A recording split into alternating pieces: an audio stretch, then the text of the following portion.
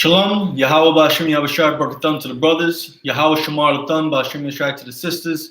I'm Priest and Officer Shagapan of the Israelite School of Universal Practical Knowledge. Started out at 1 West 125th Street, Harlem, New York, under Commanding General YAHANNA.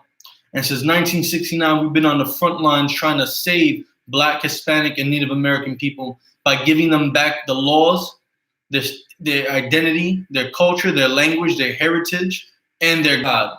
So today what we're going to get into is based on the history of New Year's. We're going to be talking about why Blacks, Hispanics, and Native Americans here in America celebrate New Year's.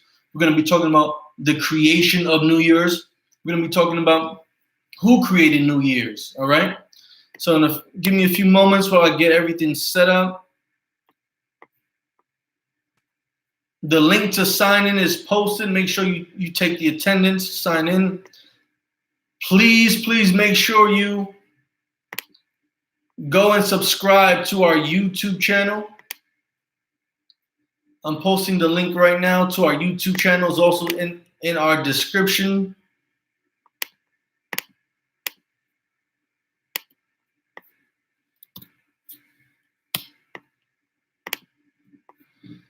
All right, make sure you go to that YouTube channel, like, share, subscribe. Even right now, make sure you guys are sharing this video, all right?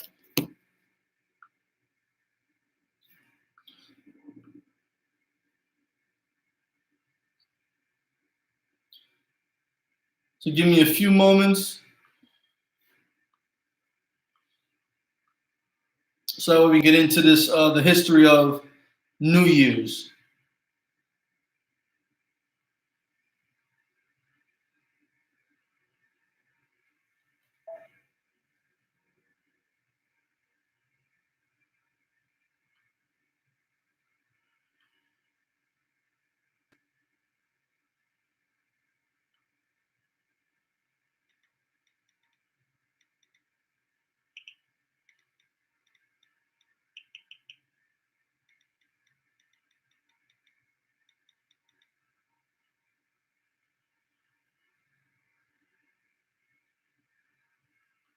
All right, give me a few more moments.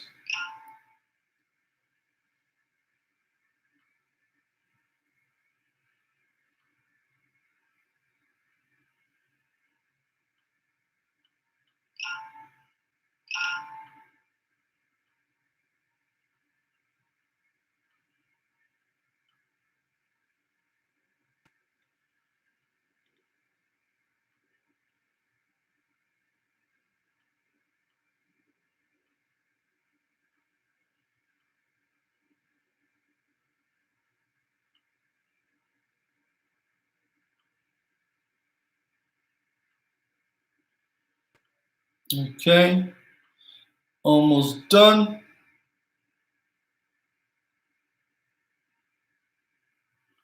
All right, so right now we're gonna get right into the history of New Year's. But before we get right into it, before we dive into dissecting why we should not be celebrating New Year's, make sure you are clicking the sign-in sheet. Maybe take that attendance, all right?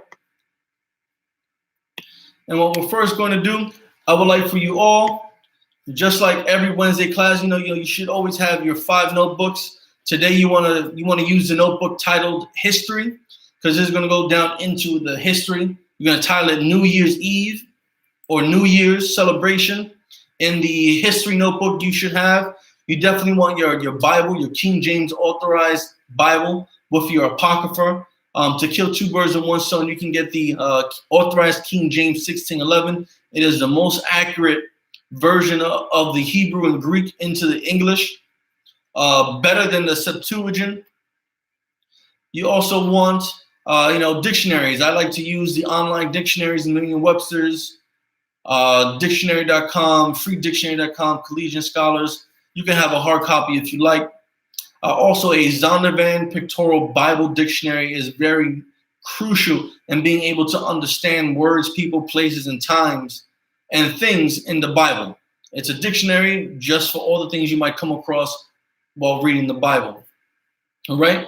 So right now, I would like for you all to go to 1 Thessalonians chapter 5. verse 21. All right? I'll give you a few moments to get there. 1 Thessalonians chapter 5, verse 21. 1 Thessalonians chapter 5, verse 21, all right?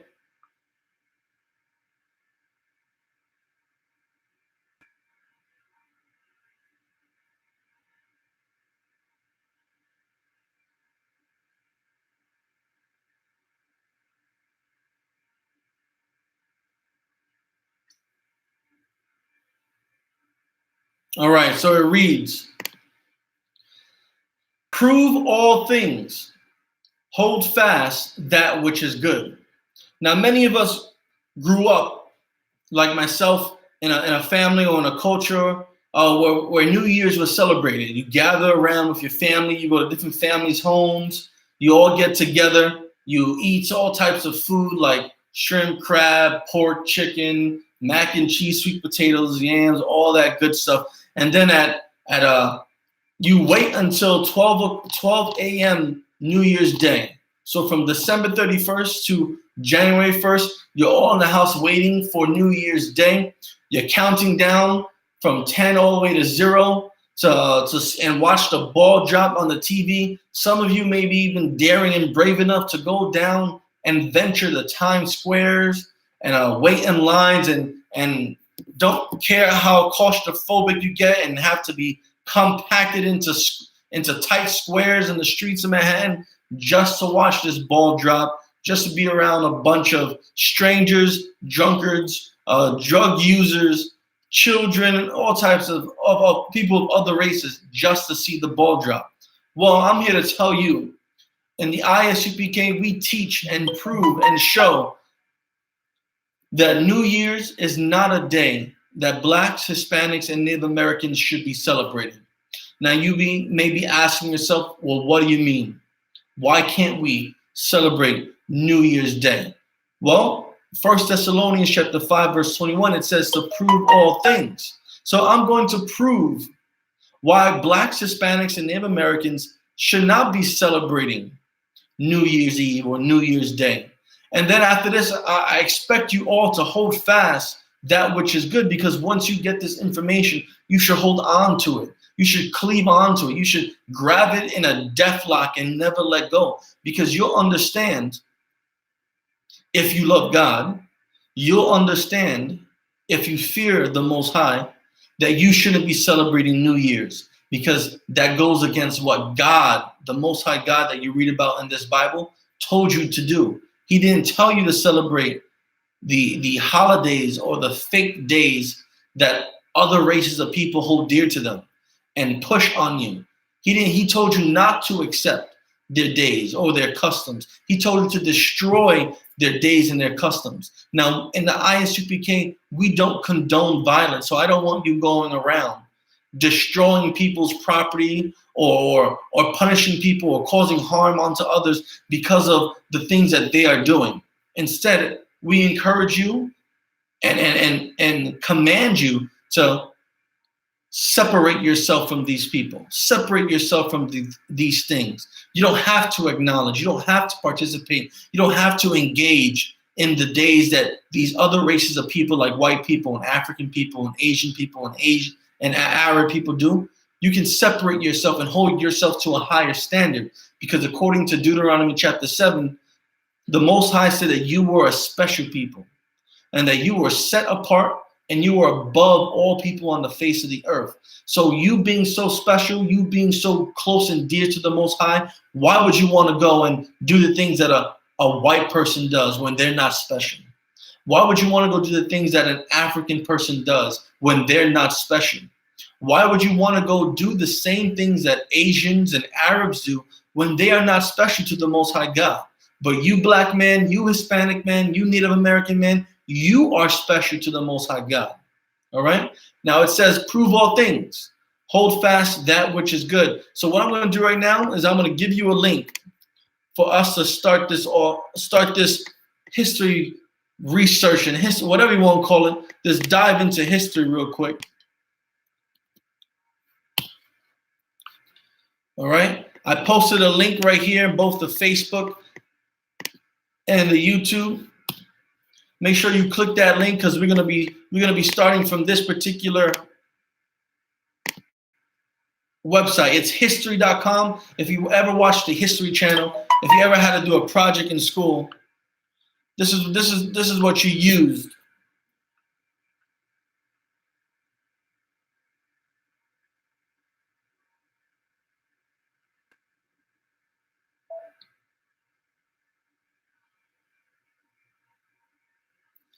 All right.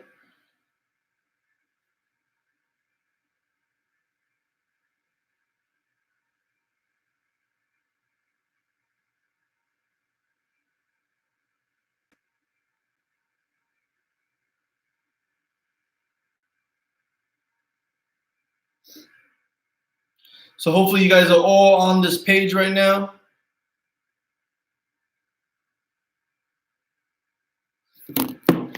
And let's go. So we're on the history.com and we're going to start off. So it's all about New Year's, right? It says, civilizations around the world have been celebrating the start of each new year for at least 4 millennia. Today, most New Year's festivities begin on December 31st, New Year's Eve, the last day of the Gregorian calendar, and continue into the early hours of January 1st, New Year's Day. Common traditions include attending parties, eating special New Year's food, making resolutions for the new year, and watching fireworks displays. So, like I said earlier, people go around to other people's houses, gather together with family, they eat food, they watch the ball drop, they do all sorts of things. And celebrating New Year's, or the idea or custom behind celebrating New Year's, is nothing new. It's been going on for at least 4,000 years throughout all different civilizations around the world, right? Let's continue. It says, early New Year's celebrations.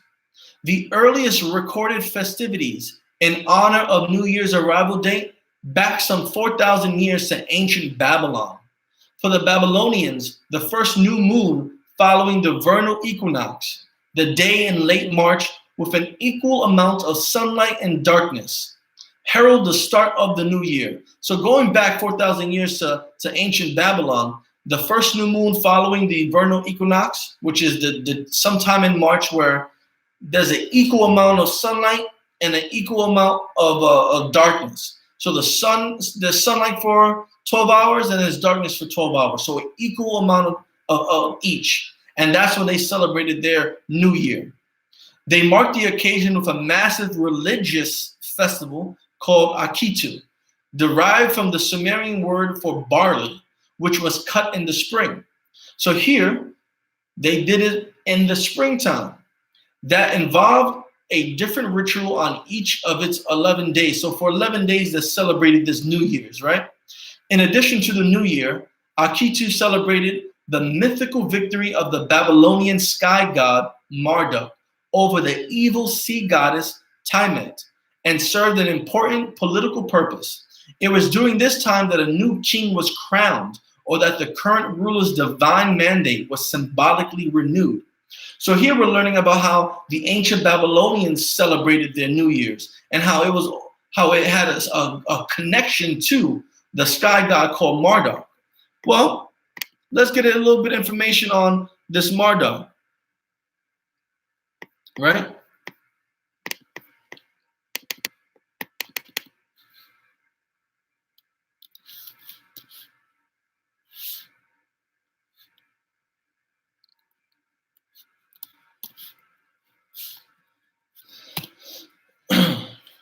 Give me 1 second. I'm going to post this link for you right now. This link is from the Encyclopedia Britannica, both the YouTube and the Facebook.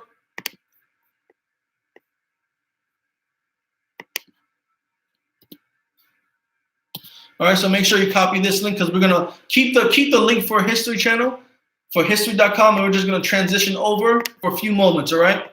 So according to Encyclopedia Britannica, Marduk was a Babylonian god, right?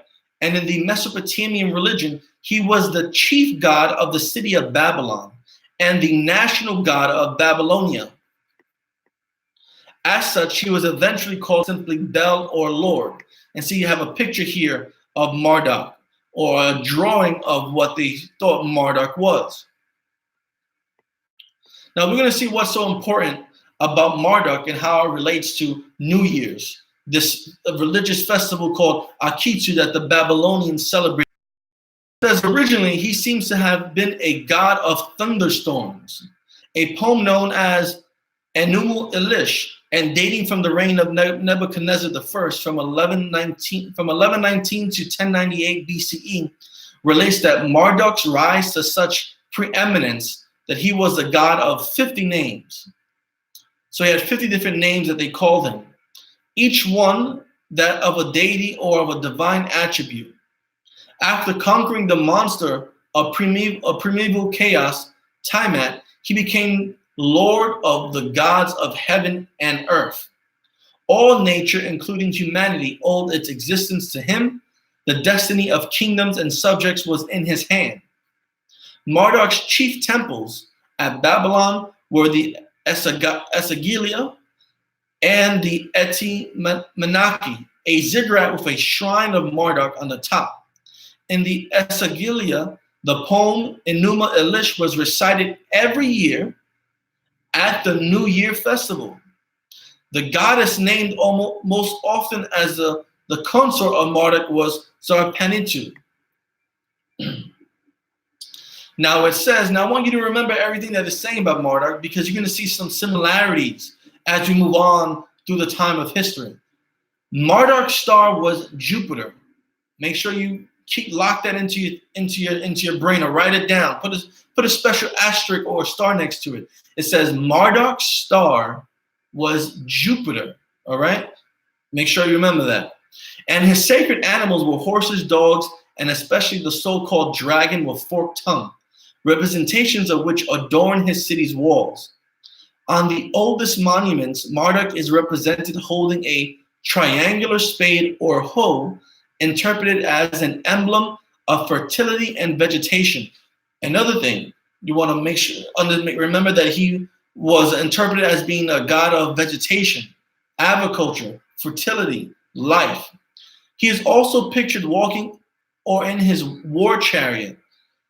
Typically, his tunic is adorned with stars, in his hands is a scepter, and he carries a bow, spear, net, or thunderbolt. Thunderbolt, make sure you remember that as well. Kings of Assyria and Persia also honored Marduk and Zarpanitu in inscriptions and rebuilt many of their temples. Right? So let's drop this. So hopefully you paid attention to some of those key points that we will need later on. Right? Let's go back to the history.com site. So as we skip down to the next paragraph, it says, throughout antiquity, civilizations around the world developed increasingly sophisticated calendars, typically pinning the first day of the year to an agricultural or astronomical event. So remember, agricultural or astronomical event. Going back to the ancient Babylonians, they celebrated the new year on what is called the vernal equinox, a day in March when there's an equal amount of light and darkness, an astronomical event, or an agricultural event when in the springtime when barley was being cut, because it was being cut in the spring, right? In Egypt, for instance, the year began with the annual flooding of the Nile, which coincided with the rising of the star Sirius. Now we learned about the Egyptians, how their new year starts with the annual flooding of the Nile, which coincided with the rising star of Sirius. So when does the rising star of Sirius begin? Right? Well, let's find out. The rising star of Sirius, right? According to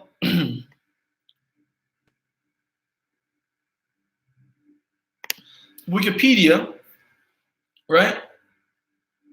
It says Sirius is the brightest star in the night sky. Go. No, that's not what I want.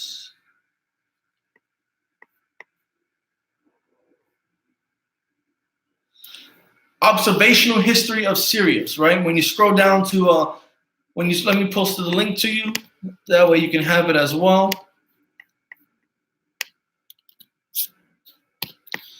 That's being posted on Facebook right now.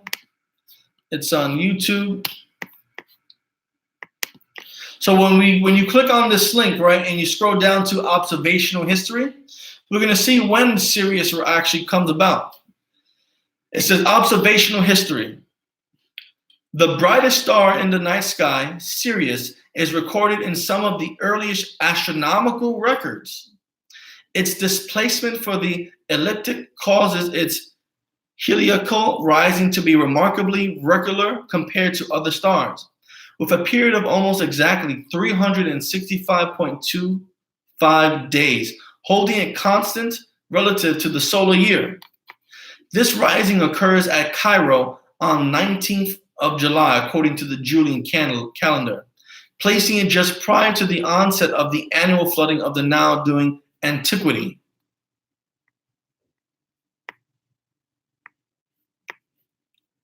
Right, so we know that this is going on during the spring, during the summer, around that time.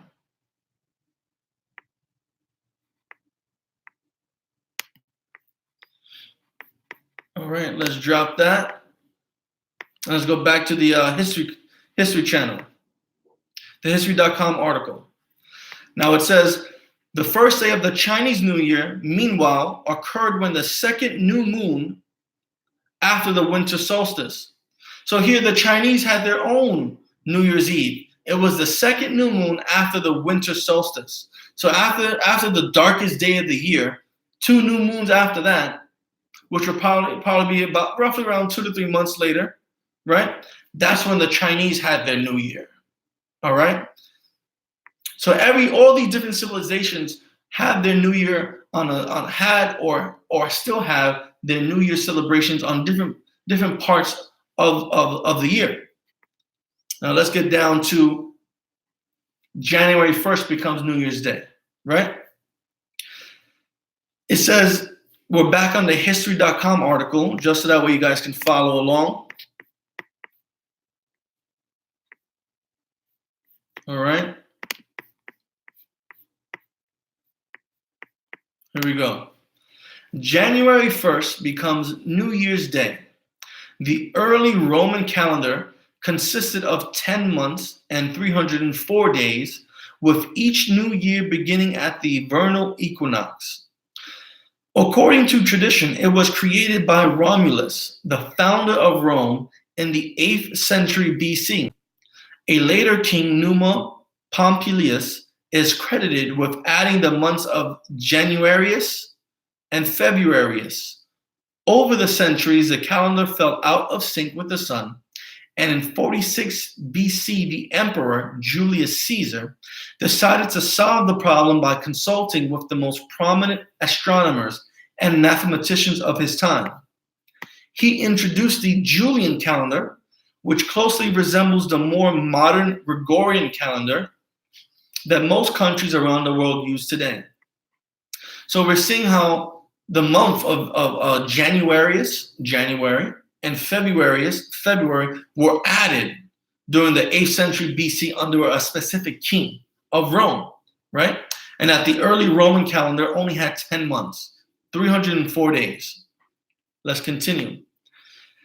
As part of this reform, Caesar instituted January 1st as the first day of the year, partly to honor the month's namesake, Janus, the Roman god of beginnings, whose 2 faces allowed him to look back into the past and forward into the future.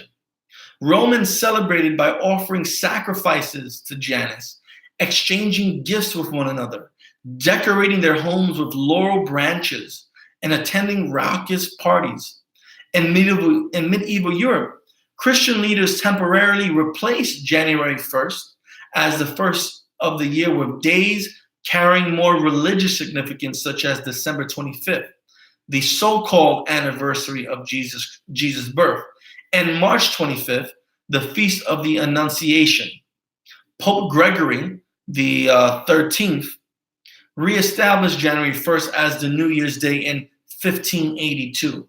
So here, let's work a little backwards. So the Christian religion, the Catholic Church, changed and then changed back the day that New Year's would be celebrated, right?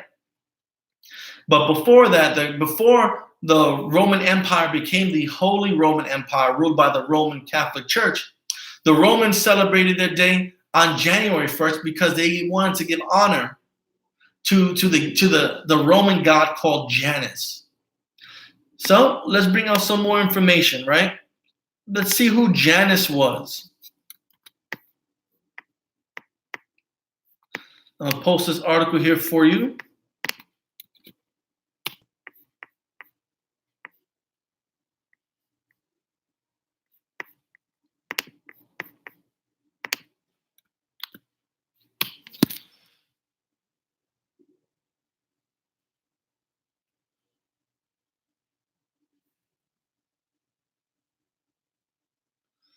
So I'll give you some time to get onto this article.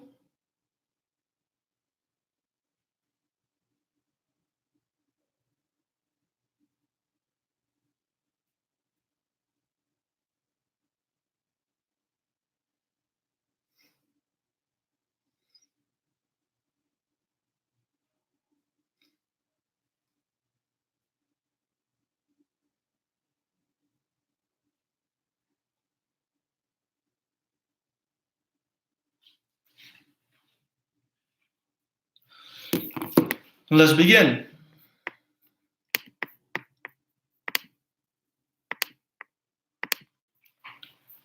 So the Roman god Janus. Hopefully you opened the link now. It says, Wikipedia, in ancient Roman religion and myth, Janus is the god of beginnings, gates, transitions, time, duality, doorways, passages, and endings. So he's the god of beginnings and endings. He's the god of transitions. He's the god of time. He's the god of doorways and passages. He is usually depicted as having two faces, since he looks to the future and the past, beginning, end, right? The transition between the doorways from the past and future. And he's the god of duality, so being able to look in both directions. It is conventionally thought that the month of January is named for Janus, right? But according to ancient Roman farmers' Amaleks, Juno was the tutelary deity of the month, right?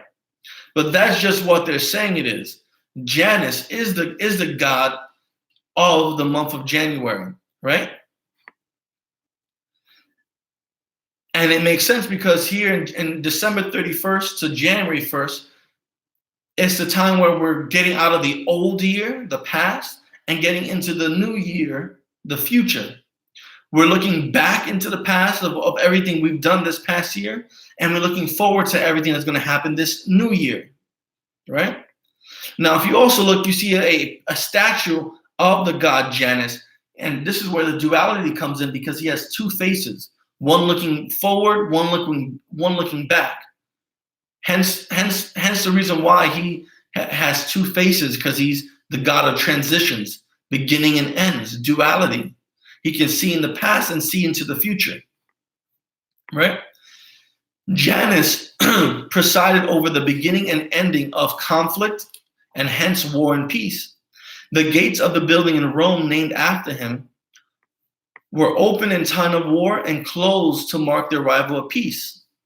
As a god of transition, he had functions pertaining to birth and to journeys and exchange, and his association with Portunus, a similar harbor and gateway god, he was concerned with traveling, trading, and shipping.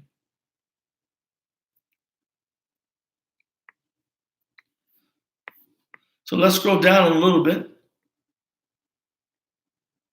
right? I'm going to keep scrolling.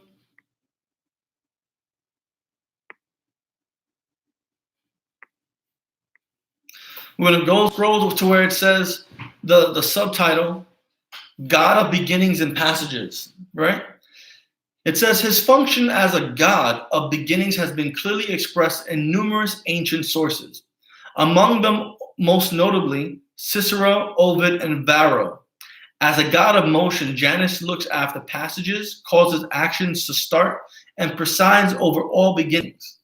Since movement and change are interconnected, he has a double nature, symbolizing his two-headed image. He has under his tutelage the stepping in and out of the door of homes, the I.A.N.N.A, which took its name from him, and not vice versa. Similarly, his tutelage extends to the covered passages named I.A.N.I, and foremost to the gates of the city, including the cultic gate of the Argiletium. All right? Keep scrolling down a little bit. So the next paragraph, it says, the connection of the notions of beginning, movement, transition, and thence time was clearly expressed by Cicero. In general, Janus is at the origin of time as the guardian of the gates of heaven. Jupiter himself can move forth and back because of Janus's work. Remember, we heard about Jupiter, the star of Marduk, and now we're reading about Janus and his connection to Jupiter. Jupiter himself can move forth and back because of Janus's work. In one of his temples, probably that of the Forum Holiturium, the hands of his statue were positioned to signify the number 355, the number of days in a lunar year.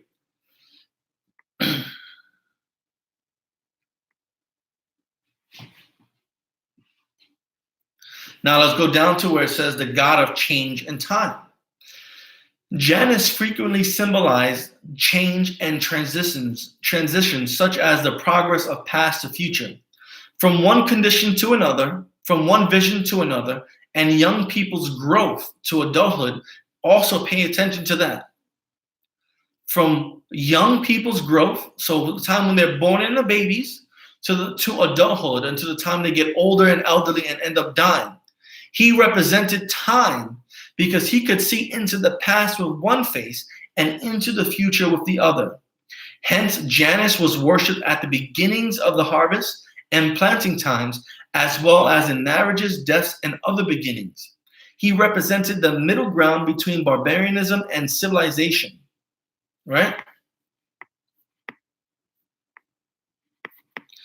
Now we're finding a lot of information about Janus, how he's connected to the god Jupiter, how he's the god that has two faces, being able to look in the past and in the present, how he's the god of time, how he's credited and associated with children growing up from their youth into adulthood and being elderly, right? The beginnings and endings of life and death. So there's so many similarities between so many things, right? Now, I want to, since it talked about Jupiter, I wanted us to talk about Jupiter slightly, right?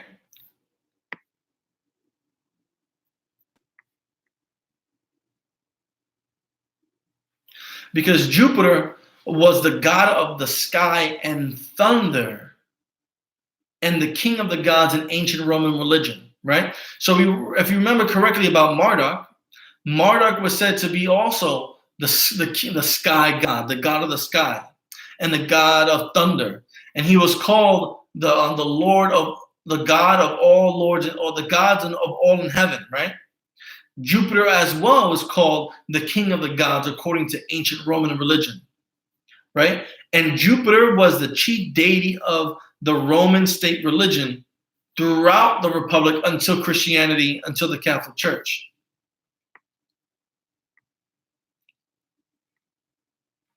Now, I want to bring out information about another Roman god because all these things are connected to each other.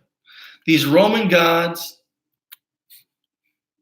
these ancient Egyptian gods, these ancient Babylonian gods, the significance of what these gods stood for, all of them is interconnected, because when one civilization was started, the next civilization that came after conquered the previous one and took on just about the same customs and traditions and beliefs, right? So make sure you click on this link right here. And we're going to talk about Saturn, right? Saturn was a god in ancient Roman religion and a character in the Roman mythology. He was described as a god of generation, dissolution, plenty, wealth, agriculture. Remember agriculture? Periodic renewal, so renewing, and liberation. Saturn's mythological reign was depicted as a golden age of plenty and peace. After the Roman conquest of Greece, he was conflated with the Greek titan Kronos, becoming known as the god of time. So when the Romans took over the Greek civilization, Saturn, the Roman Saturn, was the Greek Kronos, right? So the Greeks had a god, a titan named Kronos, and when the Romans took over, they changed the name of Kronos. They called them Saturn, and Saturn and Kronos, the Greek and Rome their god had the same attributes, became known as the god of time. Just like Janus was a god of time, the beginning and ending, being able to look in the past and in the future. And how Jupiter, Saturn, who's apparently the father of Jupiter, the god Jupiter in Rome, was able to go back and forth through this time, right? Let's keep going. It says, Saturn was especially celebrated during the festival of Saturnalia each December. So if you tune into last class a few Wednesdays ago, we talked about Christmas and where Christmas comes from the Roman festival called Saturnalia, which is based after the god Saturn in the Roman religion. Perhaps the most famous of the Roman festivals, a time of feasting, role reversals, free speech, gift giving, and revelry. The Temple of Saturn in Rome, in the Rome Forum, hosted the state treasury and archives, right? Let's go down a little bit. It says the subtitle, mythology, it says, the Roman land preserved the remembrance of a very remote time during which Saturn and Janus reigned on the site of the city before its foundation.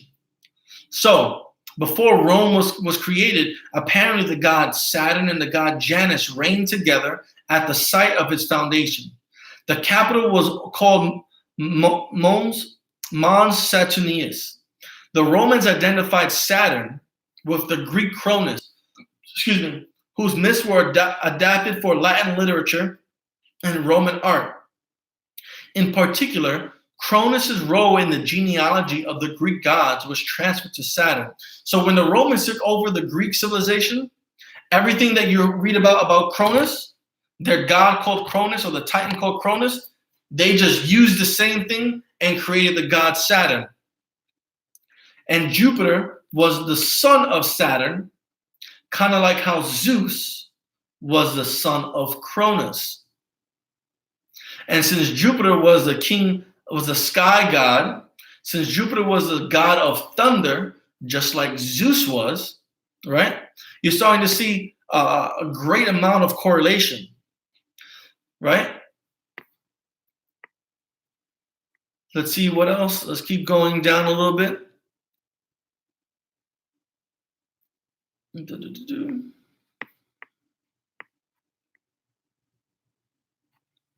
Let's go down to the subtitle where it says festival time. It says the position of Saturn's festival in the Roman calendar led to his association with concepts of time, especially the temporal transition of the new year. In the Greek tradition, Cronus was sometimes conflated with Kronos, time, and his devouring of his children taken as an allegory for the passing of generations. The sickle or scythe of father time, pay attention to this now, Father Time, is a remnant of the agricultural implements of Cronus, Saturn. So the Greek god, Roman god, Father Time, who many of us grew up learning about and watching the cartoon or animated movie of Father Time and Baby New Year, comes directly from Cronus and Saturn, Zeus and Jupiter, from Marduk, right? Is a remnant of the agricultural implement of Cronus, Saturn, and his age appearance represents the waning of the old year with the birth of the new.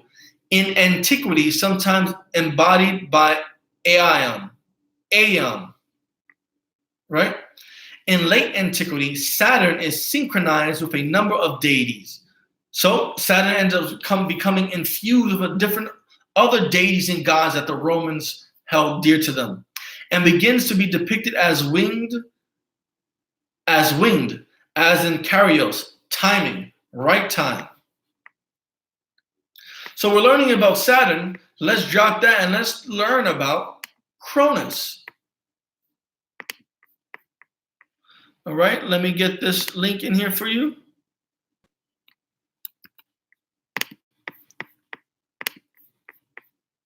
So I'm hoping that you guys are taking good notes, and I'm hoping that you're sharing this, because what we're learning about is the history of how New Year's was created and how we end up celebrating New Year's today here in America, right?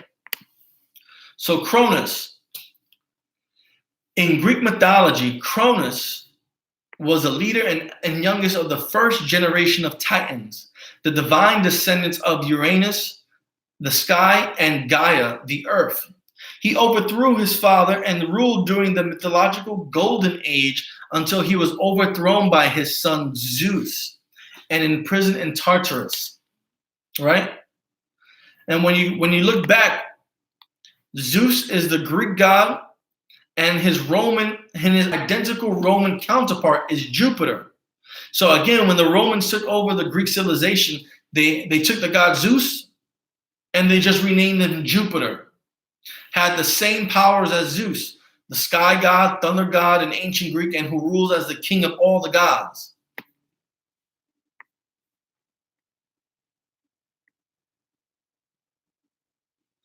So let's scroll down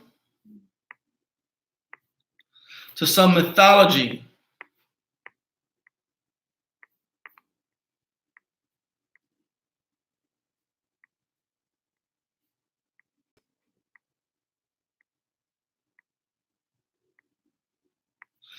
Give me 1 second.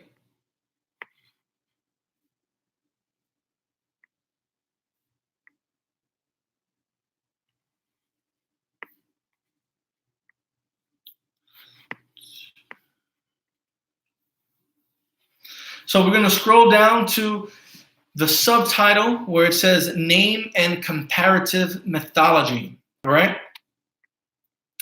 And it says Antiquity. During antiquity, Chronos was occasionally interpreted as Chronos, the personification of time. The Roman philosopher Cicero elaborated on this by saying that the Greek name Chronos is synonymous with Chronos, time, since he maintains the course and cycles of seasons and the periods of time, whereas the Latin name Saturn denotes that he is saturated with years, since he was devouring his sons, which implies that time devours the ages and gorges.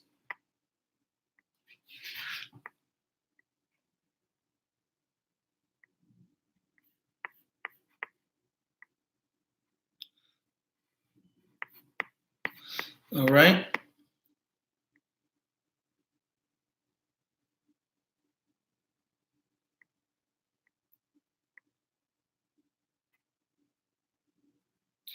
And here, as you read, you'll see how they're relating Cronus to the god Saturn and associating him with becoming the god of time and seasons and harvest. Okay? So let's drop that. But it doesn't stop there. Now, remember how it talked about Father Time? Well, let's talk about Father Time. How they called Saturn the Father Time, how Janus is associated with Father Time, and how Saturn is just a Roman version of the Greek god Kronos, how Jupiter is just a Roman version of the Greek god Zeus, right? Let's read about Father Time and how it called them Father Time, or associated them with being the father of time. So here's that link. Make sure you click on that link. So according to Wikipedia, right, Father Time is the personification of time. In recent centuries, he is usually depicted as an elderly, bearded man, sometimes with wings.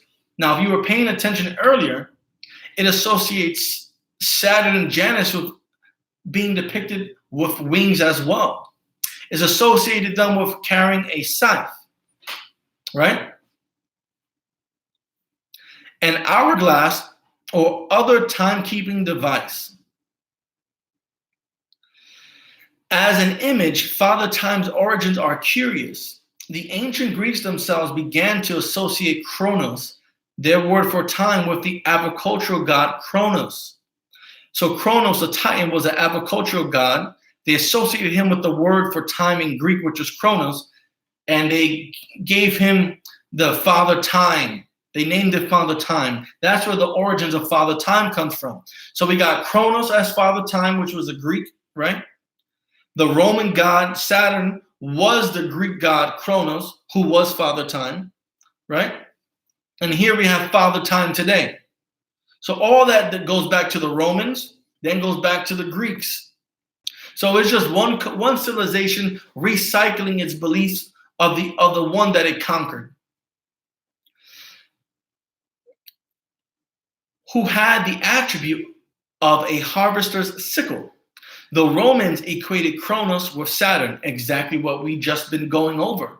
The Romans equated the Greek god Kronos to their Roman god Saturn, who also had a sickle and was treated as an old man, often with a crutch. The wings and hourglasses were early Renaissance additions. So the wings and the hourglass that they gave to Father Time and to the Kronos and to Saturn was what they did in the Renaissance era. The Renaissance era where white people began to rule over the earth again, specifically in Europe, right? And he eventually became a companion of the Grim Reaper. Let's keep going down a little bit. New Year. Around New Year's Eve, the media, using the covenant trope of Father Time as the personification of the previous year or the old year, who typically hands over the duties of time to the equally allegorical baby New Year, or just the new year, or who otherwise characterizes the preceding year. In these depictions, Father Time is usually depicted as wearing a sash with the old year's date on it.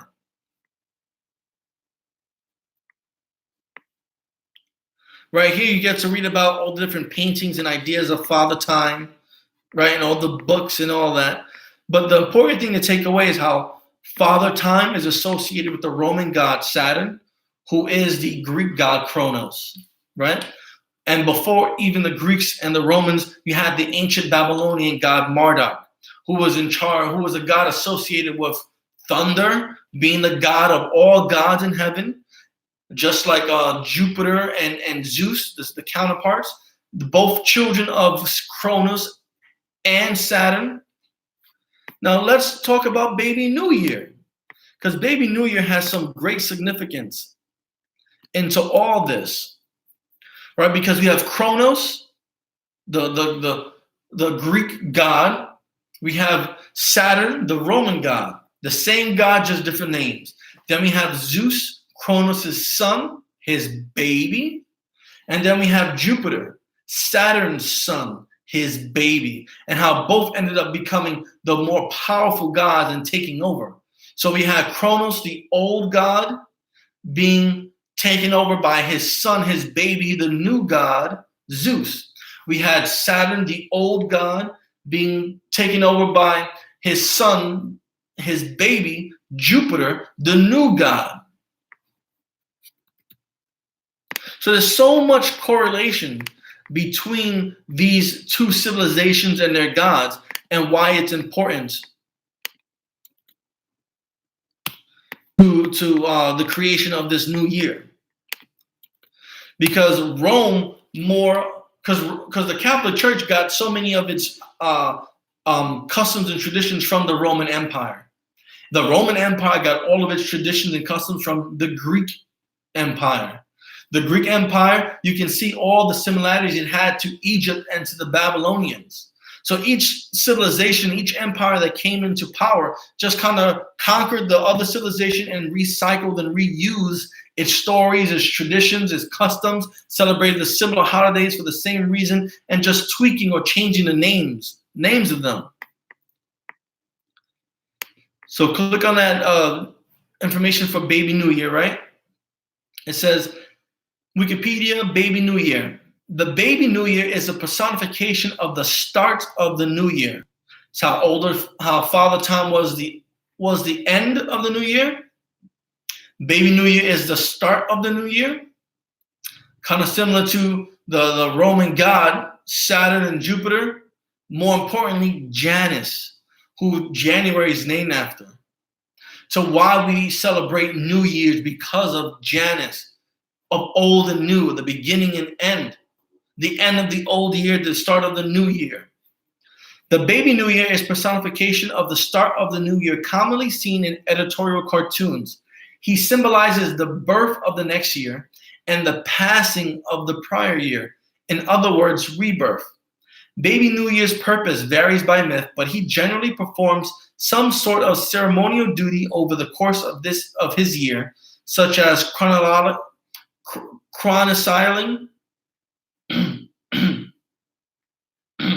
the year's events or presiding over the year as a symbol. Right? Scroll down to it says the legend. The myth most associated with him is that he is a baby at the beginning of his year, but Baby New Year quickly ages until he is elderly, like Father Time, with whom he is often associated at the end of the year.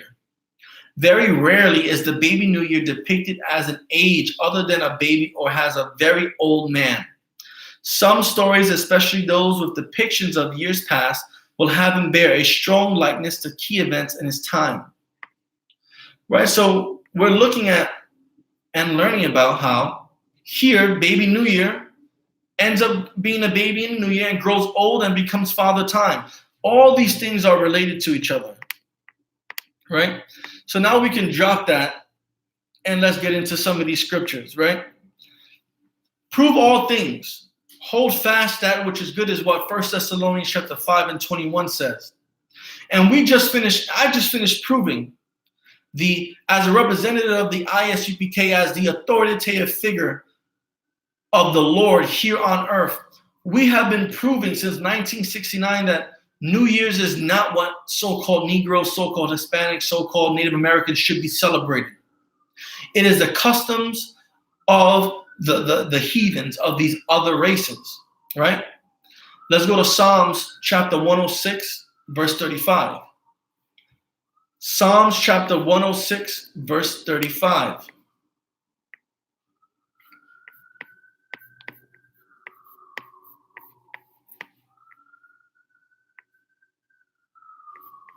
Right, it says, but were mingled among the heathen and learn their works. So here, us, Black, Hispanic, and Native American people, we have been mingled because of slavery, because of our disobedience to the Lord. We have been mingled among the heathen. We have been brought up to live around white people, to live around Africans and Arabs and Asians, and we've learned their works. We've learned how to be violent murderers from the white people. We've learned to celebrate New Year's. We've learned to put markings and cuttings in our face from the Africans. We've learned to eat, that it's okay to eat rat, cat, and dog because of the Asians. We've mingled amongst all these different races of people, and we learn their works. We've learned their customs, their traditions. We've learned and participated their days that they hold dear to them, like New Year's, like celebrating New Year's on January 1st. We've learned that from white people. We've learned that from the Romans. We've learned that from Europeans. We've learned that from this Catholic Church of Christianity. Verse 36, it says, and they served their idols, which were a snare unto them. And we serve all these different gods. We serve the gods in the Catholic Church, this white Jesus, this white Virgin Mary, the angels and all that. We serve these Roman gods that we have, these Roman, which are really Greek, which are really Egyptian and Babylonian gods. We serve them and we don't even know it. Everyone gets together to celebrate this day, December 31st to January 1st, New Year's Eve to New Year's Day, and we don't even know why. We serve all their gods, and it's a snare, it's a trap unto us. Because what happens? Yesterday, I worked New Year's Eve into New Year's Day. I was out and about working, doing deliveries and such, and I can see all the snares. I can see all these traps. I can see how people are walking around partying and just getting stupid and drunk. I witnessed two black men who should be strong soldiers for the Lord, crying because one was coming out and telling the other, why is he calling him gay? He didn't want people to know that he was gay. Well, it's the new year. People should know that you're gay, right? You were hiding that you were gay all last year, and now is the time where your lover is telling people and telling you to admit that you're just gay. I've gone on. I've seen white people starting to fight with Asian people over F Donald Trump, and Donald Trump is an a-hole, right? I'm seeing how brothers are just getting drunk, how women are coming out and yelling at their men out of bars and restaurants, and I'm just minding my own business, walking and working. And I see all this. I see all these snares because we want to serve all these fake gods, these idols. And we end up getting trapped. Because what happens, right? What happens? Those white and Asian kids end up getting arrested or getting into a fight. What happens? That those two black men become gay and they start to become gay and they announce it to the world and people try to find ways to make it acceptable when it's not. What happens? That woman wants to disrespect her man, and next thing you know, her man ends up smacking her upside her face. Or that woman ends up going out and sleeping with another man. All things that we should not be doing. But since we want to serve other gods, since we want to celebrate the days of these other races of people, we fall into these traps, which ultimately just lead to our destruction. Let's go to Leviticus chapter 26, verse 38. Leviticus chapter 26, verse 38. It says, and ye shall perish among the heathen, and the land of your enemies shall eat you up. And here in America, wherever Black, Hispanic, or Native American people are, we perish and we get destroyed living amongst these oppressors, living amongst white people and Asians and Africans and Arabs and East Indians, because living here in the land that they control, they eat us up. We spend all our money in their stores. They don't give nothing back to the community. They become our police officers and they kill our children and kill our unarmed men. They send us to jail. They come over here to this country and they try to be like us. They want to dress like us, look like us, but at the end of the day, they know they're not us and they call us niggers and spicks, just like white people do. Africans want to be black so bad, right? Asian people and Arab people, they come, they create Chinese stores and they own the corner delis and they sell us Lucy's and blunt wraps, and sometimes you even have brothers or other people selling drugs in their stores, selling marijuana inside or outside their stores, selling cocaine inside or outside their stores, selling heroin inside or outside their stores. We got these heathens trying to sleep with our women just for some Similac. Well, you don't have no money to pay. Well, you can come and give me a sexual favor, and I can give you some bread and milk and stuff so you can feed your child. These heathens, these people of other races, our oppressors, our slave masters, We are destroyed living among them, and they eat us up living here in this land and here in America. Look at Newburgh. Newburgh, the Black Hispanic community is destroyed. You have the nice area, and when you're coming down to trying to go to the harbor, to the pier, you have to drive by the rundown area where Black and Hispanic people live, right on Liberty Street. Destroyed. Our enemies have eaten us up. You go to Spring Valley, our enemies have eaten us up. This so-called fake Jew, this Jewish man, these Hasidics, going all up into Spring Valley, buying up the property. You look at their homes are nice, their communities are nice. They all stay together and they kick Black and Hispanic people out. They take over the school board and the school district and take funds out of East Pomona High School and Spring Valley High School, and they put it into their own private schools, their own yeshivas. They eat us up. We perish in our oppressors' lands. And all because we want to celebrate and mingle among them. We want to mingle among these other races. We want to do the things that white people do and Black and Asian people do and African people do. But Black, Hispanic, and Native American people, you cannot do what our oppressors do. You have to do the exact opposite. You have to separate yourself. Leviticus chapter 26, verse 38. And ye shall perish among the heathen, and the land of your enemies shall eat you up. And that's exactly what's happening to Black, Hispanic, and Native American people here in America, here in South America, here in Central America, here in the Caribbean, right here in the Hudson Valley, Rockland County, Westchester County, Orange County, Putnam County, Dutchess County. Let's go to Exodus chapter 23, verse 24. Exodus chapter 23, verse 24. Thou shalt not bow down to their gods, nor serve them, nor do after their works, but thou shalt utterly overthrow them and quite break down their images. When we were ruling, this is what we were supposed to do to all these other races of people. We were not supposed to bow down to their God because their gods were fake. We weren't supposed to serve their fake gods, to serve their idols. We weren't supposed to act like these other races. We weren't supposed to be homosexuals like the Africans and white people. We weren't supposed to eat cat, rat, and dog and shrimp like Asians and Arabs and white people and African.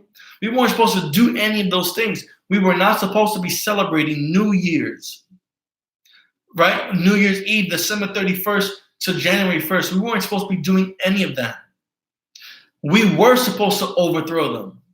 We were supposed to overthrow every race of people that we conquered and break down all their religions, break down all the things they worship, break down all their idols, all their fake gods, and destroy them because they're supposed to be serving and obeying us because we serve and obey the one true God, which is Yahweh in the Hebrew. Not Yeshua, Yehiwa, Yahweh, Jehovah, not Yah-O, like I'm hearing lately, Yah-O. We're not supposed to be doing any of that, but we're supposed to be serving Yahweh, the one and true God of Blacks, Hispanics, and Native Americans, the real children of Israel. Now it says, let's go down to Jeremiah chapter 10, verse 2. Jeremiah chapter 10, verse 2. Thus saith the Lord, learn not the way of the heathen, and be not dismayed at the signs of heaven, for the heathen are dismayed at them. We learned today that many of these heathens, these other races of people, the Greeks, the Romans, the Babylonians, the Egyptians, the Chinese, they celebrated their own version of New Year's based on an agricultural event, based on the equinox or the star or stars rising. We weren't supposed to learn the customs of these other races of people. We weren't supposed to learn and observe what they do. We weren't supposed to worry about the different signs of heaven because the Greeks did that. They worried about the stars. The Romans worried about the stars.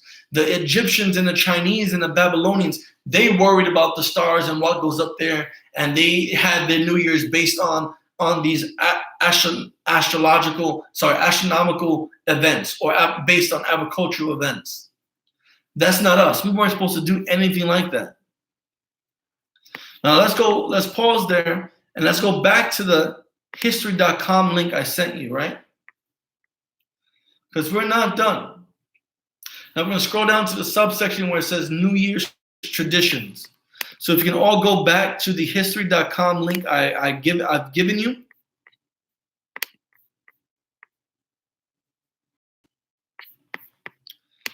Let's start from there.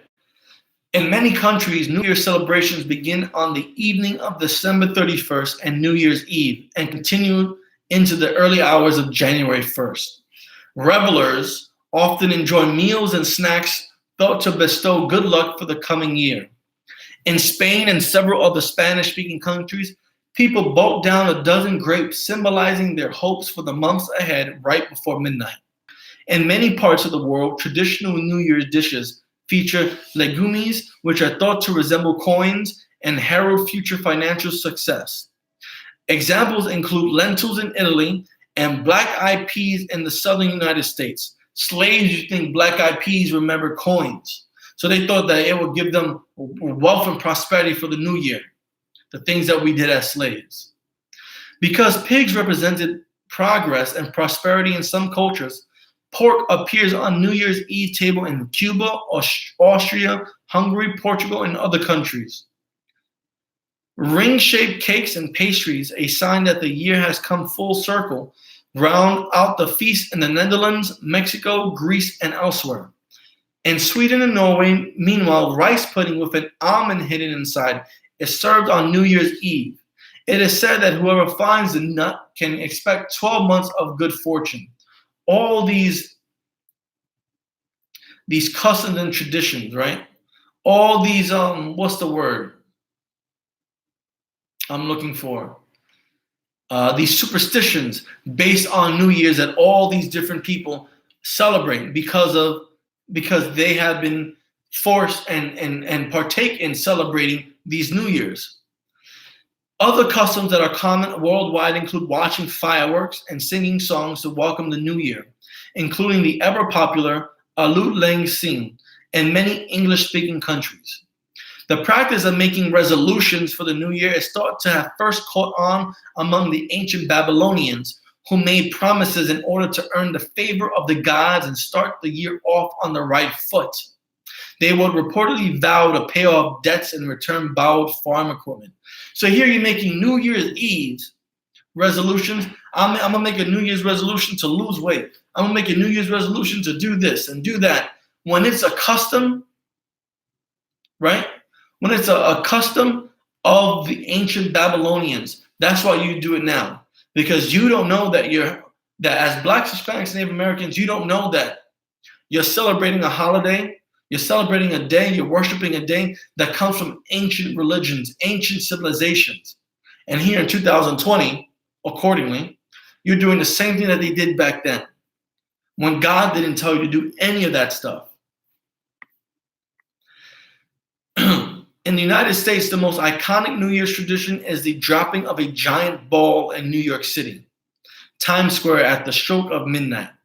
Millions of people around the world watch the event, which has taken place almost every year since 1907. And you want to participate in all these other things, when we're not supposed to be celebrating any of these things. It's all garbage. It's all the worship of other gods. It's all the worship of different civilizations and their beliefs. And we shouldn't be celebrating New Year's. At least for us, for Blacks, Hispanics, and Native Americans, if you want to acknowledge the New Year, if anything, you could read about in the book of Exodus, I believe the 12th chapter, during the springtime, you know. Let's go to Jeremiah chapter 10, verse 6. Jeremiah chapter 10, verse 6. For as much as there is none like unto thee, O Lord, thou art great, and thy name is great in might. There's no other God like Yahweh. The Babylonian god Marduk, he is fake. He has nothing on the Most High God. The Greek god Kronos and Zeus, they're fake. They have nothing on the Most High God Yahweh. The Roman gods, Saturn and Jupiter and Janus, they're fake. They have nothing on the real living God Yahweh, the God of blacks, Hispanics, and Native Americans. And his name is great. He has so much power. He has so much power that he has allowed these other nations, these other races of people to do as they please, because he put us in the position to overcome and destroy them. And when we were supposed to destroy them, we're supposed to get rid of all their fake gods, their fake religions, their fake beliefs. But since we wanted to be disobedient children, since we wanted to like their women and like their customs and wanted to save some of them, they ended up being a snare unto us. Jeremiah 10, verse 11. Thus shall ye say unto them, the gods that have not made heaven and earth, even they shall perish from earth and from under these heavens. And when blacks, Hispanics, and Native Americans, when we are able to come back to obey the Most High God, the Most High power, this is what we would do. All these other gods, like Kronos and Zeus and Marduk and Janus and Jupiter and Saturn, they didn't make the heavens and the earth. The Most High did. They shall perish. Excuse me. Everyone that believes in them shall perish. Any history of these fake idols and fake gods will perish from the entire earth and from under heaven. There'll be no more recollection of them. No one will ever remember Janus and Saturn and Jupiter and Kronos and Zeus and Marduk. No one will ever remember them. When blacks, Hispanics, and Native Americans turn back and obey the Most High God. When we do that, the Most High God will send us back our King, Yahweh Shai Mashiach, who you call Jesus Christ. And when he returns, we will destroy, rule, and reign over the entire earth. And any fake gods and any people who believe in these fake gods, they will perish from this earth. Matthew chapter 6, verse 24. No man can serve two masters, for either he will hate the one and love the other, or else he would hold to the one and despise the other. Ye cannot serve God and Mammon. You can't serve the Most High God and serve the Roman god Janus, or the Roman god Jupiter, or the Roman god Saturn. You can't serve the Most High God of the Bible and serve the Greek god Kronos, or the Greek god Zeus. You can't serve the Most High God and serve the ancient Babylonian god Marduk. You can't serve the God of the Bible and serve the gods of Father Time and Baby New Year. You can't. You can't serve God and you can't serve them at the same time, because you're going to hate one and love the other. You have to pick one. And as Black, Hispanic, and Native Americans, you should be picking the God of your ancestors, the God of your people, the God that created heaven and earth, the God that created every single thing that you see around you. Everything in creation is credited to the Most High God because he ordered and had everything created. So why would you go on and create a false God, a fake God? We already know that the Romans, their gods were fake because all they did was take the Greek gods and give them different names. We already know that the Greek gods were fake because all they did was take on Egyptian gods and ancient Babylonian gods. And where did the Egyptian and Babylonian gods get theirs from? From nothing. They created them. So it's about time you put down these silly celebrations of New Year's and Christmas and Thanksgiving, of Kwanzaa, of 4th of July, Memorial Day, Easter. We should put all those things to the side, because none of those things are things that Black, Hispanic, and Native American people should be celebrating, should be holding, should be honoring, should even be recognizing. I don't celebrate New Year's Eve, New Year's Day. My brothers and sisters in the I.S.U.P.K under Commanding General YAHANNA, we don't celebrate none of that garbage. Since 1969, we've been showing and proving to our people we shouldn't be celebrating any of that garbage. If you want to celebrate a high holy day, if you want to celebrate a feast day, a day that we should celebrate, the Feast of Purim is coming up. Stay tuned for that. Contact the I.S.U.P.K in your state, in your city, and see how you can learn about the Feast of Purim. See how you can celebrate the Feast of Purim with your people. My last scripture before we end class, Joshua chapter 24, verse 15. Joshua chapter 24, verse 15. And if it seem evil unto you to serve the Lord, if you think what I'm saying is wrong, if you think that God doesn't care if you celebrate New Year's or Christmas, if you think that it's evil that I'm telling you to not celebrate these false days, to not celebrate these days that are accredited to fake gods and not the God of the Bible, if you think that's evil, then what you should do is choose you this day whom ye will serve. Today you should choose, do you want to serve the God of the Bible, or do you want to serve the God of this world, Christianity, Islam, Catholicism? You want to serve the God of this land, our oppressors who gave us these religions like New Year's Eve and Memorial Day and the 4th of July and Labor Day, Thanksgiving. You want to serve the gods of our oppressors and celebrate Halloween and Christmas, which is really Saturnalia? You need to choose this day who you want to serve. Whether you want to serve the gods which your fathers served that were on the other side of the flood, or on the gods of the Amorites. Do you really want to serve the gods of the other races of people? Because they're going to get destroyed.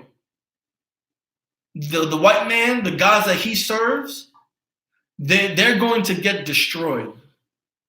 The Asians, the gods that they serve, they're going to get destroyed. The Africans, the Arabs, the East Indians, all their gods and religious days that they hold sacred to them, they're going to get destroyed, just like the people during the flood. Because they wanted to serve their own gods, they were destroyed during the flood. So pick.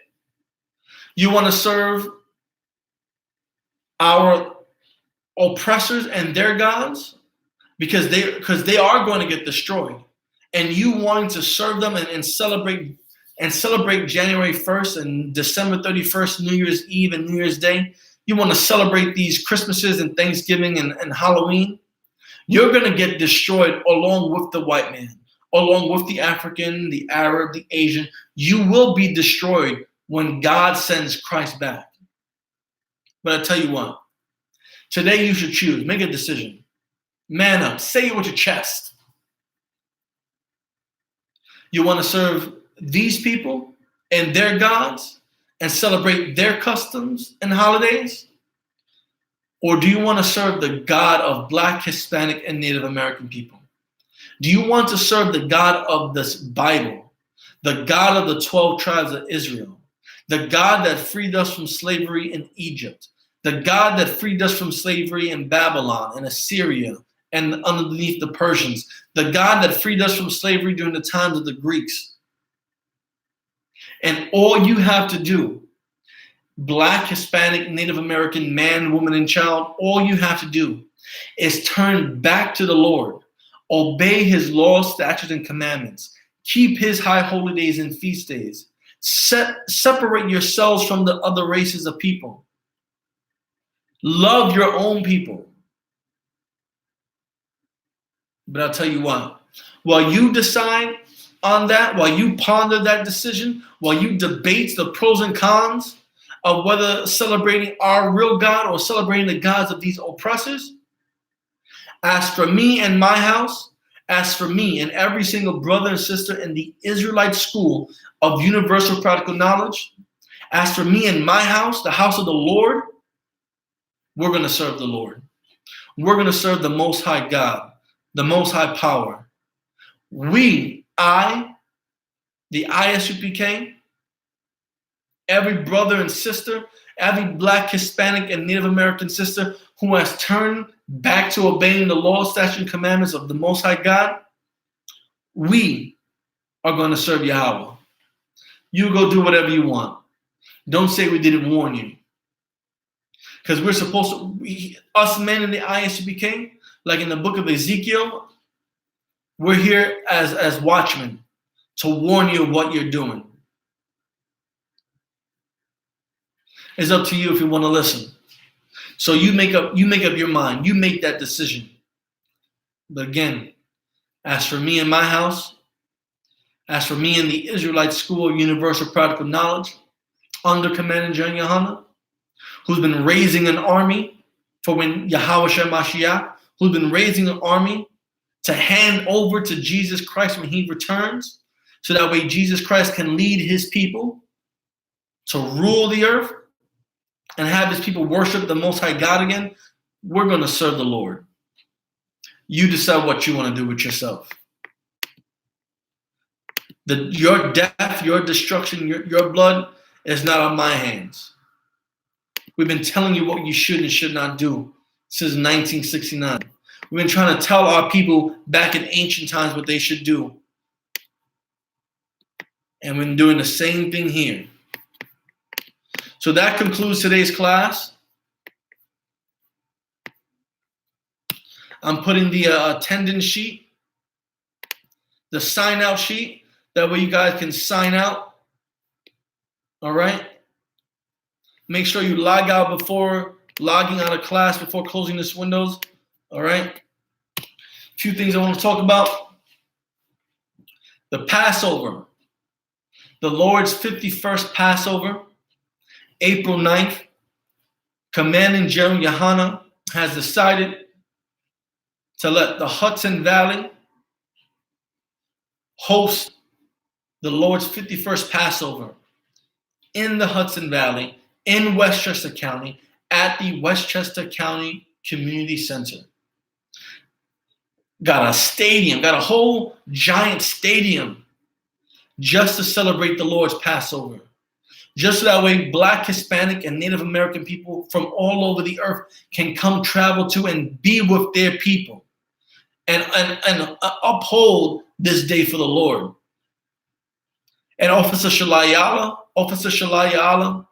and myself are very humble and thankful that under the leadership of Captain Tazariak over all of New York, we have been chosen by Commander General YAHANNA to host this year's Passover. And we encourage all of you to make your reservations, to book your flights, book your travel arrangements. April 9th, because April 9th is going to be a movie like every single year. It's going to be a show. It's going to be a magnificent, glorious, and righteous day for the Lord, where all his people come together to honor him and to be together and to be one body. So with that, make sure you're there. April 9th, Westchester County Center, in the Westchester County, in the Hudson Valley. All right? And with that, I am Priest and Officer Shagapan of the Israelite School of Universal Practical Knowledge, under Commander General YAHANNA. We started out of 1 West, 125th Street, Harlem, New York, right there in the ghetto, in New York City, the modern-day Jerusalem for Black, Hispanic, and Native American people. And since 1969, we've been going out into these streets, all over different cities, all over different states. We've been going into different countries. Wherever Black, Hispanic, and Native American people are, we've been going to you. Slowly but surely, year after year, to help you understand who you really are, to give you back your culture, your identity, your heritage, your language, your customs, your traditions, and wanting you to turn back to the Lord. So all the brothers that have been watching class today, Shalom, Yahweh Ba'ashim Yahushai broke the thumb. To the sisters, Yahweh Shamar the thumb, Ba'ashim Yahushai. I'm Priest and Officer Shagapan.